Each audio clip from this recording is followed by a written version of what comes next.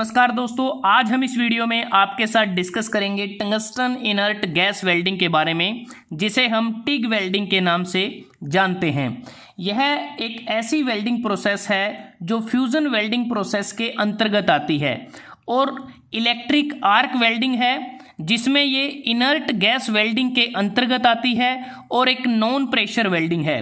अगर हम बात करें इस वेल्डिंग का इस्तेमाल इंडस्ट्रीज़ में इस वेल्डिंग को 1940 की दशक की शुरुआत में किया गया एल्यूमिनियम और मैग्नीशियम अलॉय की वेल्डिंग को करने के लिए, और इस वेल्डिंग को दूसरे नाम से भी जाना जाता है। वह नाम है gas tungsten arc welding GTAW। अब बात करते हैं टंगस्टन इनर्ट गैस वेल्डिंग को करते समय हमें किस किस इक्विपमेंट की ज़रूरत होती है, इसकी वर्किंग किस प्रकार से होती है और इस वेल्डिंग के द्वारा हम कौन कौन से ज्वाइंट बना सकते हैं, इस वेल्डिंग के एडवांटेज क्या हैं, डिसएडवांटेज क्या हैं और एप्लीकेशन क्या है। तो विस्तार से चर्चा करेंगे आपके साथ ताकि आपके सभी डाउट इस वेल्डिंग से रिलेटेड वो सारे खत्म हो जाएं। तो सबसे पहले शुरुआत करते हैं। जो पहला इक्विपमेंट हमें चाहिए वो है पावर सोर्स। पावर सोर्स की अगर हम बात करें, टिग वेल्डिंग को हम AC और DC दोनों पावर सोर्स पे कर सकते हैं। जैसे कि बात करें DC के केस में हमारे पास DCSP मतलब कि डायरेक्ट करंट स्ट्रेट पोलैरिटी और DCRP direct current reverse polarity, मतलब कि दोनों ही पोलैरिटी पे इसको किया जा सकता है।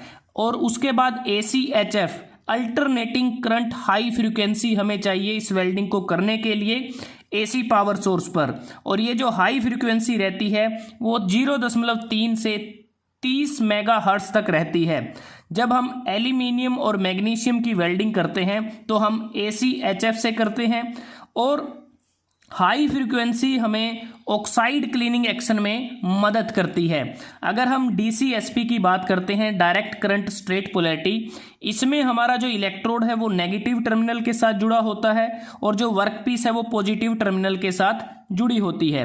और DCSP का प्रयोग हम mild steel, stainless steel, copper और टाइटेनियम की वेल्डिंग के लिए प्रयोग करते हैं। और DCRP direct current reverse polarity, जिसमें इलेक्ट्रोड हमारा पॉजिटिव टर्मिनल के साथ और वर्कपीस नेगेटिव टर्मिनल के साथ जुड़ा होता है। जब हमें एल्यूमिनियम या फिर जो हैवीली ऑक्सीडाइज्ड एल्यूमिनियम कास्टिंग है उनकी वेल्डिंग करनी है तब इसका प्रयोग हम करते हैं DCRP का। और जो DCSP है इस केस में हमें ज़्यादा हीट जनरेट होती है वर्कपीस के आसपास, और जो इलेक्ट्रोड हमारा ज़्यादा हीट नहीं होता, कह सकते हैं वर्कपीस इसमें ज़्यादा हीट होता है, वर्कपीस पे ज़्यादा हीट जनरेट होती है। लेकिन जो DCRP है इस केस में जो ज़्यादा अमाउंट में हीट लिबरेट होती है वो इलेक्ट्रोड से होती है। तो कह सकते हैं कि जो करंट कैरिंग जो कैपेसिटी होती है डायरेक्ट करंट स्ट्रेट पोलैरिटी की, वो डायरेक्ट करंट रिवर्स पोलैरिटी के मुकाबले 10 गुना ज़्यादा होती है। अब बात करते हैं जो पावर सोर्स हम इसमें यूज़ करते हैं वो बेसिकली हम यूज़ करते हैं ट्रांसफॉर्मर कम रेक्टिफायर, और उसके अंदर जो वाटर फ्लो के जो सर्किट है, जैसे आप देखें water in and out, gas in and out, तो इसको हम ऑन और ऑफ कर सकते हैं। गैस टाइमर लगे होते हैं, एक कंट्रोल स्विच होता है, या तो वो हमारी जो वेल्डिंग टॉर्च है उसमें लगा होता है या फिर जो फुट स्विच होता है वहाँ से हम कंट्रोल कर सकते हैं। तो एक प्रकार से इसमें ट्रांसफार्मर कम रेक्टिफायर का इस्तेमाल करते हैं। उसके बाद आता है इनर्ट गैस सिलेंडर। ये जो आप देख रहे हैं ये जो सिलेंडर हम इसमें यूज़ करते हैं, सिलेंडर में अगर आप देखें यहाँ रेगुलेटर और फ्लो मीटर लगे हुए हैं। जो रेगुलेटर और फ्लो मीटर हम इसलिए यूज़ करते हैं कि फ्लो मीटर से जो गैस का फ्लो है उसे कंट्रोल किया जाता है, और गैस का फ्लो तकरीबन 0 से 50 लीटर प्रति मिनट तक हो सकता है। और जो रेगुलेटर है जिससे हम प्रेशर कंट्रोल करते हैं, वो जो गैस इसके अंदर होती है सिलेंडर में उसको कंप्रेस करके रखा जाता है तकरीबन 230 बार पर। तो प्रेशर रेगुलेटर की मदद से गैस के प्रेशर को भी मेंटेन किया जाता है। उसके बाद आता है इनर्ट या फिर सील्डिंग गैस। जो टंगस्टन इनर्ट गैस वेल्डिंग है इसमें हम जो सील्डिंग गैस यूज़ करते हैं, जो गैस हमारी सिलेंडर में फिल होती है, क्योंकि जो सील्डिंग गैस हम इसलिए यूज़ करते हैं क्योंकि टिग वेल्डिंग में हम कोई फ्लक्स यूज़ नहीं करते, तो वो जो कार्य है वो हम शील्डिंग गैस के द्वारा पूरा कर लेते हैं। और 3 तरह की अगर आप देखें आर्गन गैस का हम यूज़ करते हैं, जिसे हम AC और DC दोनों पर यूज़ कर सकते हैं। हीलियम AC और DC दोनों पर यूज़ कर सकते हैं। और जो कार्बन डाइऑक्साइड होती है सिर्फ हम DC पे यूज़ करते हैं। जो आर्गन गैस है इसको नॉर्मली ज़्यादा प्रेफर किया जाता है, क्योंकि इसमें जो वोल्टेज रहती है, जो आर्क वोल्टेज है वो कम रहती है। जो आर्क की स्टार्टिंग है आर्गन के केस में आसानी से हो जाती है, हमें स्मूथ आर्क एक्शन इसमें मिलता है। और दूसरी बात कि ये इकोनॉमिकल होती है। और जैसा इंपॉर्टेंट है कि गुड वेल्ड क्वालिटी हमें आर्गन में मिलती है, आर्क स्टेबिलिटी भी इसमें अच्छी होती है। और आर्गन को अगर हम बात करें एल्यूमिनियम और एल्यूमिनियम के अलॉयज़ में इसका यूज कर सकते हैं।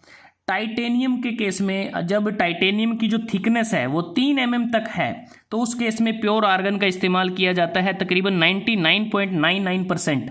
अगर टाइटेनियम की थिकनेस हमारी 3 mm से ज़्यादा हो जाती है तो हम हीलियम गैस का यूज़ करते हैं। इसके अतिरिक्त आर्गन को हम जो लो अलॉय स्टील हैं, स्टेनलेस स्टील और कॉपर, इन सभी की वेल्डिंग में इसका इस्तेमाल किया जाता है। अब बात करते हैं हीलियम की।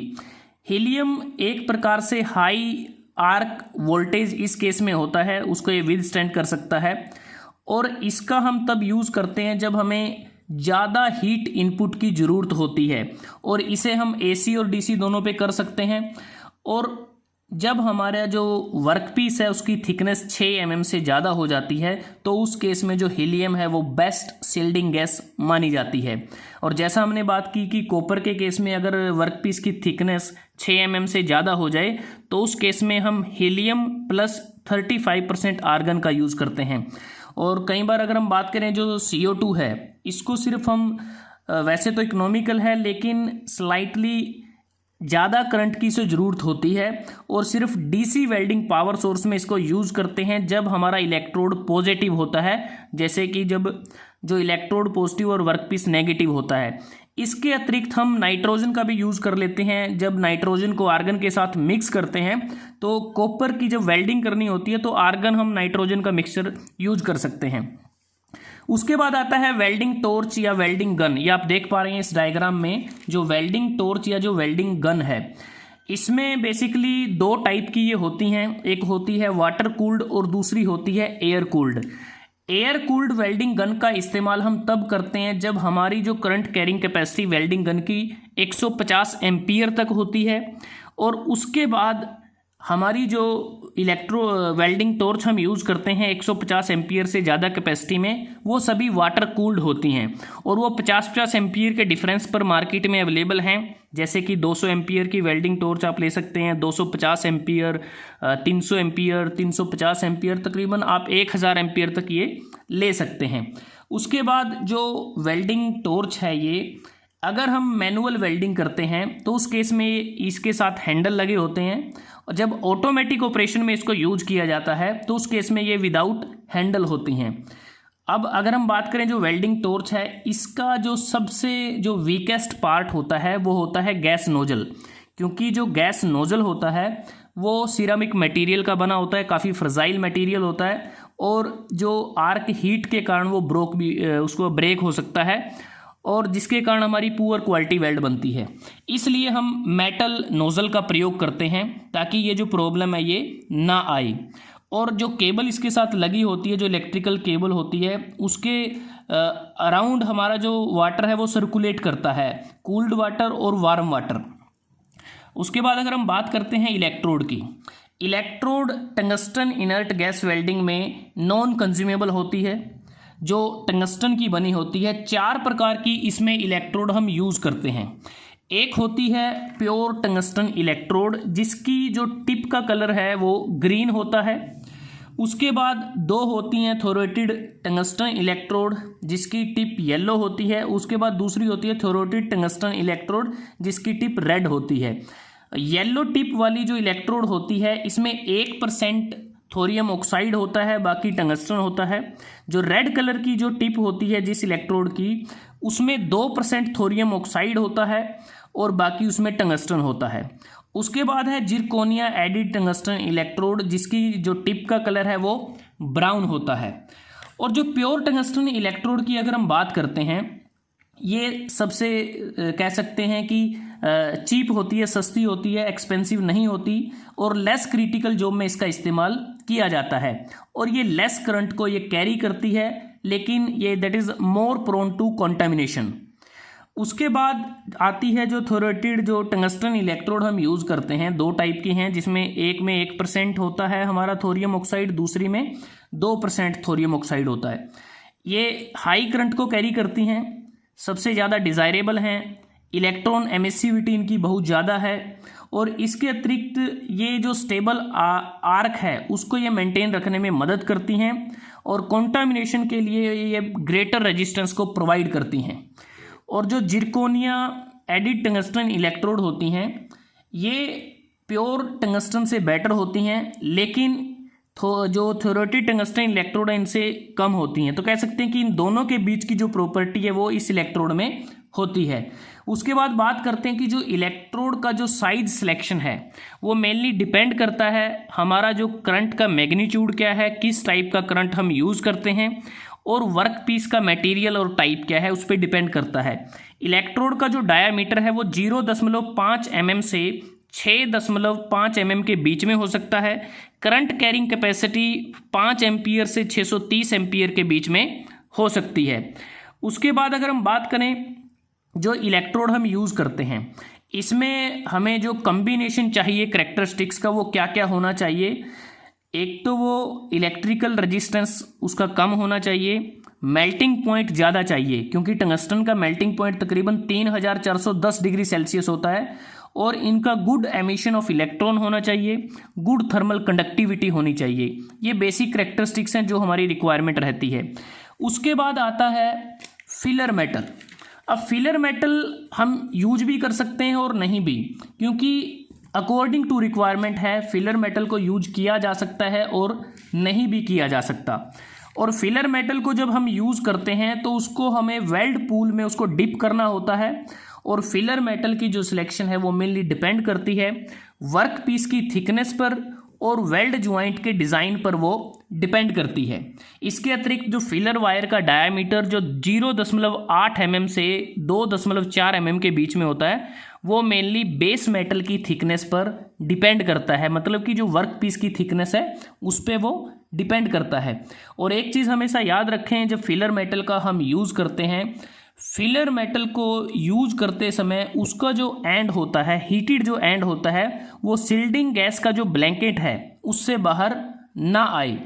और जब हम फिलर मेटल को या फिलर वायर को यूज़ करते हैं तो उस दौरान जो टंगस्टन इलेक्ट्रोड होती है उसको वेल्ड पूल से थोड़ा सा हल्के से डिस्टेंस पे वापस हम उसको रख सकते हैं। अब बात करते हैं कूलिंग वाटर सप्लाई।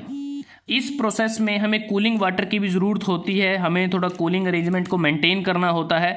तो कूलिंग वाटर के लिए अलग से ये जो हमारा जो ट्रांसफॉर्मर कम रेक्टिफायर होता है इसमें सोलिनॉइड वाल्व लगे होते हैं जो हमारे कूलिंग वाटर की जो सप्लाई है उसका जो फ्लो रेट है उसको ये मेंटेन रखता है।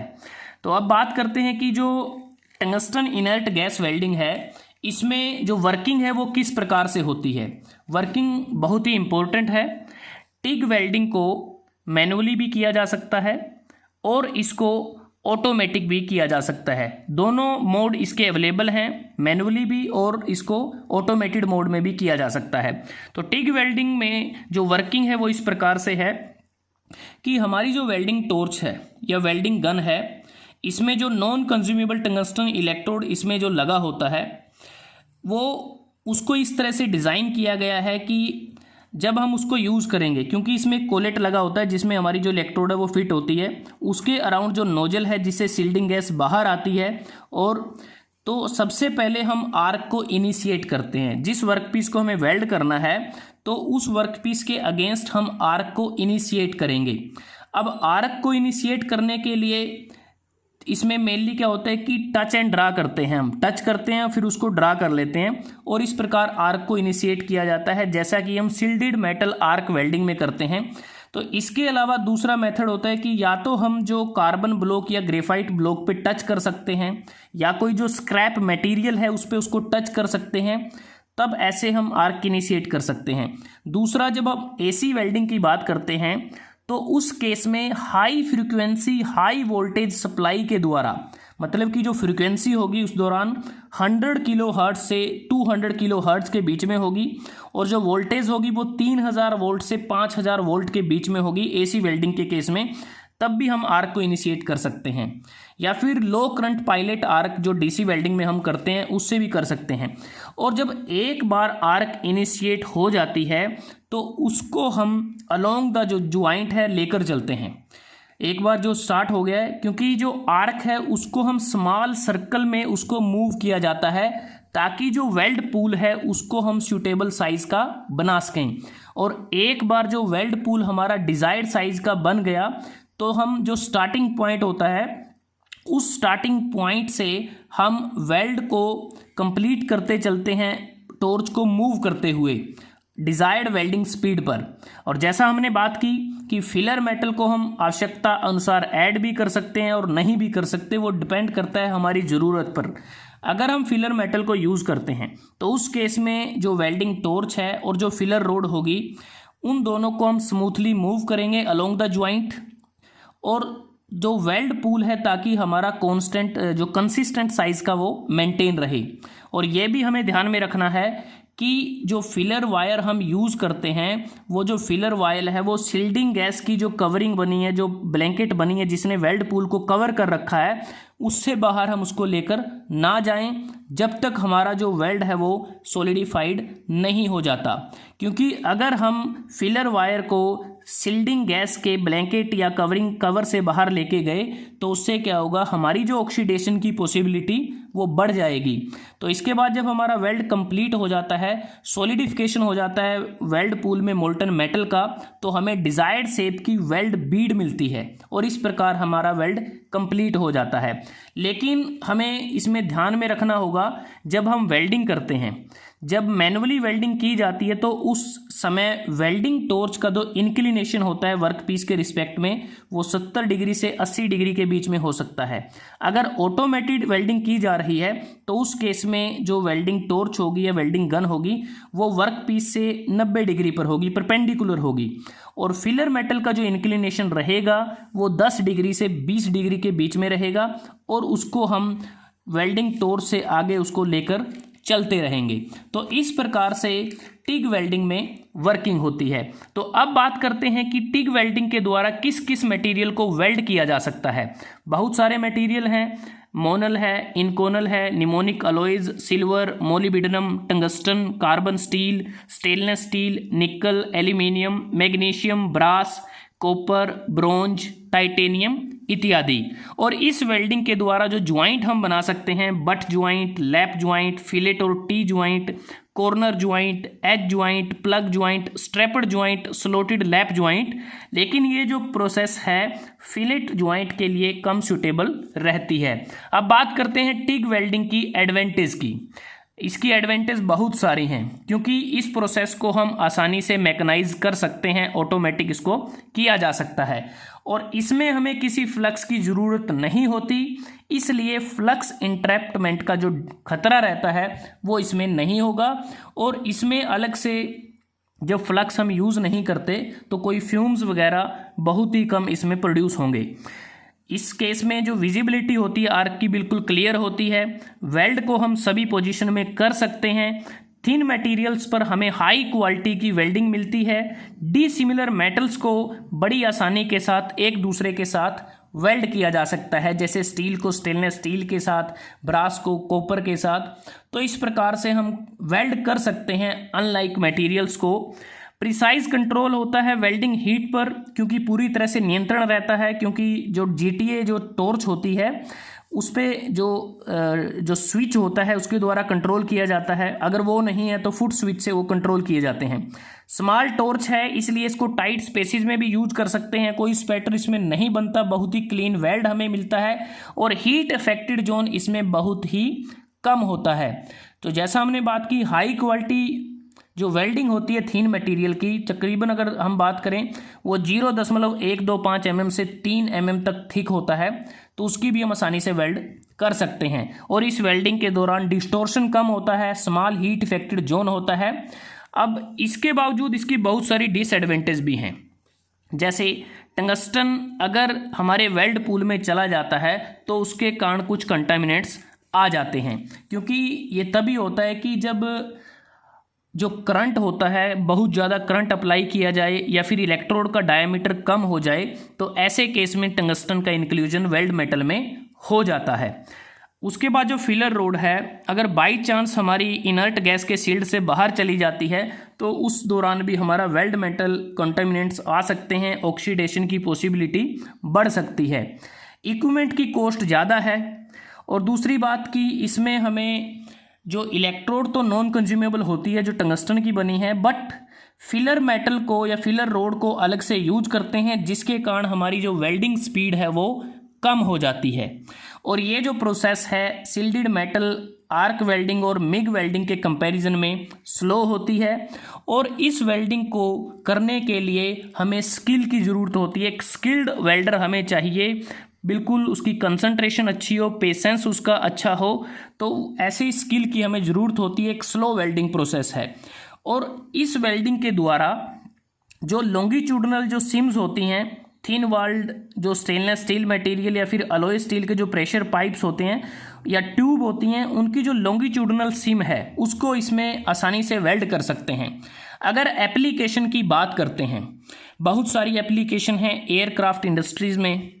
एयरक्राफ्ट इंडस्ट्री में जब हम वेल्डिंग करते हैं इस प्रोसेस के द्वारा, तो एयरक्राफ्ट फ्रेम, जेट इंजन के जो केसेस होते हैं, रॉकेट मोटर चैम्बर या जो केसेस के वेल्ड करने हैं, ट्रांजिस्टर केसेस की वेल्डिंग में, इंस्ट्रूमेंट इंडस्ट्री में इसका यूज़ है, केमिकल और पेट्रोलियम इंडस्ट्री में यूज़ है, न्यूक्लियर प्लांट में इसका यूज़ है।